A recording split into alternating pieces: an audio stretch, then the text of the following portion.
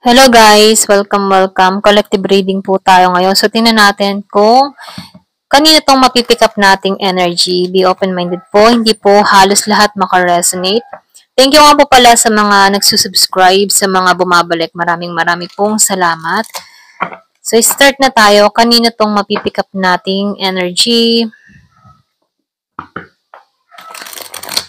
Give me the message. Kanino itong mapipick up nating energy?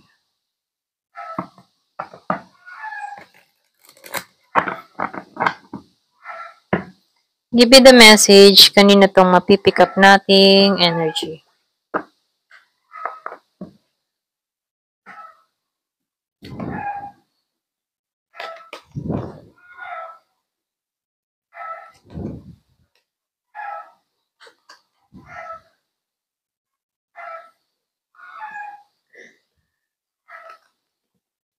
Meron akong nakitang Scorpio, Cancer, Pisces, merong Gemini, Aquarius, and Libra, merong Virgo, merong Aries, merong Leo, and Sagittarius, Pisces, meron din akong nakitang Aquarius, meron din Virgo, Capricorn, at Taurus. So, dito, no, yung iba sa inyo, nakikitaan ko dito, meron akong nakitang nag-U-turn. I mean, sa U-turn, yung bang tipo na, alam niya ditong mapapahamak siya, kaya kumabila siya. Okay? Lumiko siya sa ibang landas or ibang direksyon na kung saan tama yung pagpapasya niya dito. Kasi dito, kung nagtuloy-tuloy siya, pwede siyang maligaw or pwede rin siyang magkasala kasi may tukso. Okay? Yung iba sa inyo pwedeng tinutukso dito or pwede rin meron ditong meron ng karelasyon, ngunit merong tumutukso, okay? Pero ganun pa man, dahil nasa matino pa tong tao na to, hindi niya pinatulan to. Bagkos, niliko niya yung sarili niya sa ibang direksyon at pinagtuunan niya na lamang yung kapareha niya dito at yung kanyang sarili dito, okay? So, dito, no, sa ginawa niya rito, meron ako nakikitang LDR situation or pwede rin malayo kayo sa isa't isa mula sa taong ito, okay? So, yung iba sa inyo nasa part ng Middle East, kung ikaw man yung nasa ibang bansa, no? Or pwede rin sabihin, kung meron kang kadiling dito na nasa ibang bansa, pwedeng LDR situation kayo. Ayan. So, nakikitaan ko dito, no? Merong nag-U-turn or pwede rin sabihin, merong umiwas sa tukso. Okay? Yung iba naman sa inyo, nakikitaan ko dito, merong pag-aabandon ng ginawa. Yung iba, hindi halos lahat. Meron ako nakikitang nalulungkot sa sitwasyon dahil sa pag-aabandon na ginawa sa kanya rito. Yung bang tipo na hindi ina-appreciate yung kanyang care, pagmamahal, yung oras at atensyon na inilaan niya dito sa kapareha niya dito. Pero ganun pa man, inabandon na itong tao na to dito na kung saan kinalulungkot nito. Yung iba sa inyo, hindi mo alam kung bakit ginusting ka, kung bakit to lumayo, kung bakit to nawala na lang bigla. Okay? Ito lang yung nafe-feel ko dun sa iba, no? Yung iba sa inyo, binasura ka ng kadiling mo dito, iniwan ka dito ng walang paalam, binaliwala. So, nakikataan ko rin dito, yung iba sa inyo, naka-recover ka na rin naman dito sa betrayal, sa mga ginawa sa yung atraso dito. Yung iba sa inyo, 5 months, 5 years, yung iba sa inyo, 8 months, ang nakikita ko dito. Okay? So, dito, lumalabas din dito, hindi ka na masyadong nakatuon dito, no? Kumbaga, yung iba sa inyo, nilet go mo na lamang to at kinalimutan na lamang to. Kumbaga, inisip mo na lang dito na hindi ito parte ng buhay mo, okay? Itong tao na to. Kaya dito, nakikita ko dito, temporary situation lang yung nangyari sa iyong pagsubok rito. Na kung saan ikaw, nakatuon ka na lang sa pagbabago. Yung iba sa inyo, nakafocus ka sa goal mo, sa pangarap mo, okay? Meron akong nakikita ditong tao na yung bang tipo na yung iba sa inyo, pwede meron kang kadiling dito na tao na hindi pa nagmamatured. Mahilig to sa party-party. Meron ako nakikitang Virgo. Mahilig siya sa kasiyahan, sa party-party. Yung parang, kung meron tong asawa, nagpapaka-enjoy to, nagpapakabinata, nagpapakadalaga. Ganon yung energy ng tao na to, no? Masyado siyang nakatuon sa kasiyahan, sa sarili niyang kasiyahan dito, okay? Hindi halos lahat sa part na to, no? Kasi hindi naman halos lahat ng Virgo ganito, okay? Yung iba sa inyo, ito lang yung nakikita ko. Mahilig to sa kasiyahan, sa party-party.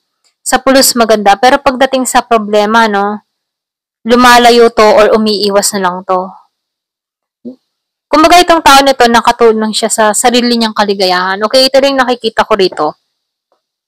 So, yung iba sa inyo, meron ako nakikitang Aquarius dito. Malakas yung intuition mo, malakas yung kutob mo. Gets mo yung ginagawa ng person mo, okay? Nararamdaman mo na meron tong kalokohang ginagawa sa'yo, okay? Hindi ka mapaglilin lang dito.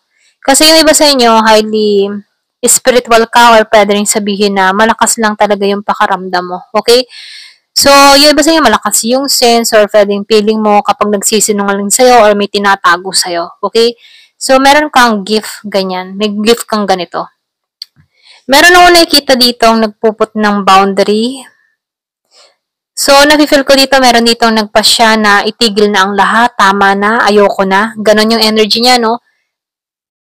Kumbaga, itong tao na ito, nabuksan yung kaisipan niya dahil paulit-ulit ang ginawang masama sa kanya, paulit-ulit ang ginawang kalokohan sa kanya. Kaya nagpasya itong itigil na, tama na, ayoko na. Okay? So, meron ako nakikita dito nagpuput ng mataas na boundary para sa kanyang sarili or pwede rin pinoprotektahan lang niya yung sarili niya dahil ayaw niya nang masaktan pa. Ganon. Meron ako nakikitang nagmamanifest. Yung iba sa inyo, meron kang gustong mangyari, meron kang gustong marating, or pwede rin meron kang pinapangarap dito na kung saan gusto mong masakatuparan ito. Yung iba sa inyo, inaatuhan mo yung manifestation, okay, kung magwo-work to sa iyo. So, lumalabas din dito, meron kang kakayahan eh. Meron kang willpower or pwede rin sabihin na meron kang kakayahan na makuha yung gusto mo. Yung iba sa inyo, mahilig kang gumawa ng mga pampaswerte, pangontra, okay? So, nakikitaan ko rin dito, meron kang, yung iba sa inyo, marunong din bumasa ng tarot, okay? Or pwede rin sabihin, marunong ka manghula or nakakaunawa ka sa karunungang lihim. Okay, ito lang nakikita ko, no? Hindi halos lahat. So, lumalabas din dito, sinasabihan ka dito, no? I-clear mo yung vision mo. Okay? Panatilihin mong positive yung kaisipan mo. Mag-isip ka ng mabuti rin sa kapwa, ano? Kasi the more na yun ang ginagawa mo, ito yung na-attract mo. Kasi dalawa lang ang ibig sabihin ng karma, good and bad, okay? So, lumalabas ito, pag bad yung intention mo, bad din yung marireceive mo, matik na yon. Pero pag good yung intention mo, good yung parating. Kasi, ito na yung sinasabing justice ni universe, okay? Na kung saan, pag good yung ginawa, mabuti din yung parating, okay? So, nakikitaan ko dito, meron ditong tao na merong hinihiling siya para sa kanyang sarili or pwede rin sa sarili niyang paglago, okay? Yung mga ginagawa niya, gusto niyang, yung matibang gusto niya magtagumpay, okay? Kung meron itong mga ginagawa sa social media, tinatrabaho, business, meron siyang ginagawa dito na kung saan ano, meron siyang kakayahan na ma-receive yung bagay or yung kanyang hinihiling dito kasi andito siya sa willpower niya. Nakikitaan ko dito, magaling siyang mag-manifest, okay? So dito, nakikitaan ko rin dito, meron ditong tao na merong sinusimulan or meron siyang mga tinatrabaho na unti-unti nang nakikita yung resulta ng kanyang pinaghirapan, ano.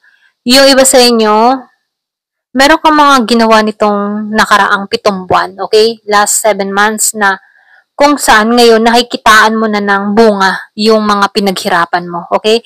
Ito lang yung nakikita ko, no? Hindi halos lahat sa part na to. Meron ako nakikitang Virgo, merong Taurus and Capricorn. Meron din ako nakikita dito na Aries, Leo, Sagittarius. Yung iba sa inyo Aquarius, and Scorpio, Cancer, Pisces. Meron ding Libra, Gemini, and meron din Virgo, okay? So, dito, no, meron ako nakitang the devil or devil dito, no. Yung iba sa inyo, challenge to para sa'yo.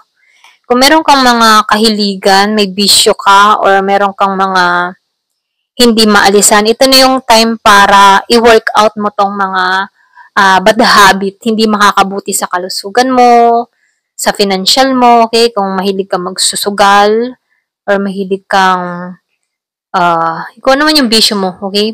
So, hindi ito makakatulong sa sitwasyon mo, kasi nakikita ko dito, ito yung magdadala ng hirap mo kung pagtutuunan mo tong mga bisyo na to. Kumbaga itong bisyo nito ang makakapigil sa pag-unlad mo. Kaya sinasabihan ka dito, itigil mo na to kung mahilig ka magsugal, maglasing, manigarilyo, mag-drugs, or pwede ring sabihin na, ayan, kung ano pang bisyo mo, okay? Ayan, so ito lang yung nakikita ko dito. Kumbaga ito lang yung hadlang sa pag-unlad mo. Pero ganun pa man, nakikitaan ko dito, yung iba sa inyo, meron ako nakikita ditong Virgo, merong Capricorn and Taurus, Year of the Rabbit, okay? Nakikitaan ko dito magtatagumpay ka. Lalo-lalo na sa financial, okay? Kung ano man yung mga ginagawa mo, tinatrabaho mo, nakikitaan ko dito yung financial stable kasaganahan. Nakikitaan ko dito, ginagabayan ka dito para ma-receive mo tong blessing na to. Kasi nakikitaan ko dito, masipag ka. Hindi ka madaling sumuko. Ayan.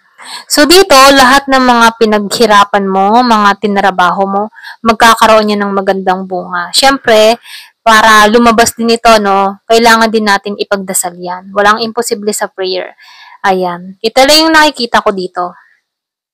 Nakita ko yung 11-11. Yung sinabi kong walang imposible sa dasal. So, sinasabihan ka dito ng angel mo, no, pray. Pray is the key. Okay? Dasal lang. Kung meron kang mga kahilingan, gustong mangyari, marating, prayer ang kailangan. So, tingnan natin dito, no, kung ano pa yung advice sa'yo.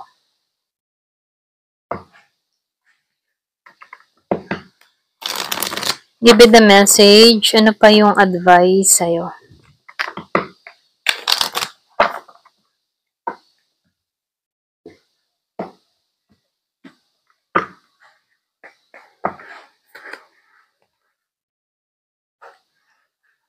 So, meron ditong bottled up.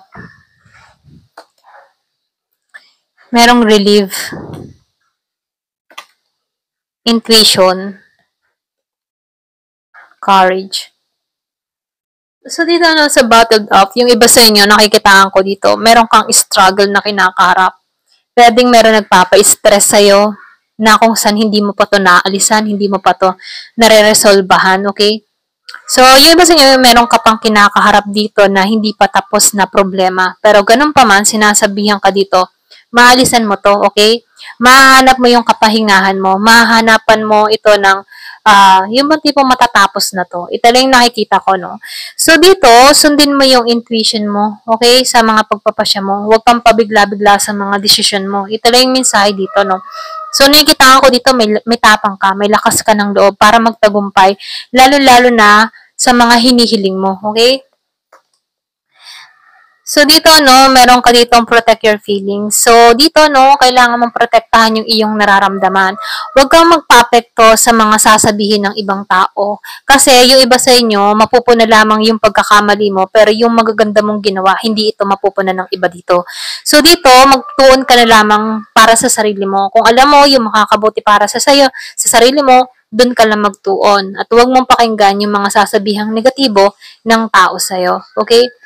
So, dito, renewal, ano, pumasok yung renewal dito. So, ibig sabihin nito, no, nakikita ko dito yung malaking pagbabago na parating, okay? Kumbaga, aapaw ito. Bagong simula, bagong yugto para sa'yo. Okay, yung iba sa'yo, naka-hidden pa to. Wala ka pang idea, pero ito yung naghihintay sa'yo. Bagong simula.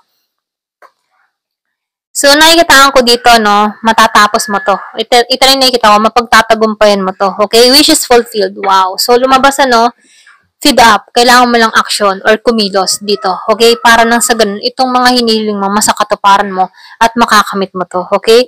So, yung lahat ng kahilingan mo, lahat ng gusto mong mangyari, lahat ng gusto mong marating, makakamit mo to. Magtiwala ka lang dito, okay? So, prayer is the key. Ito na yung mensahe sa'yo. Ayan. Thank you for watching. Love and peace.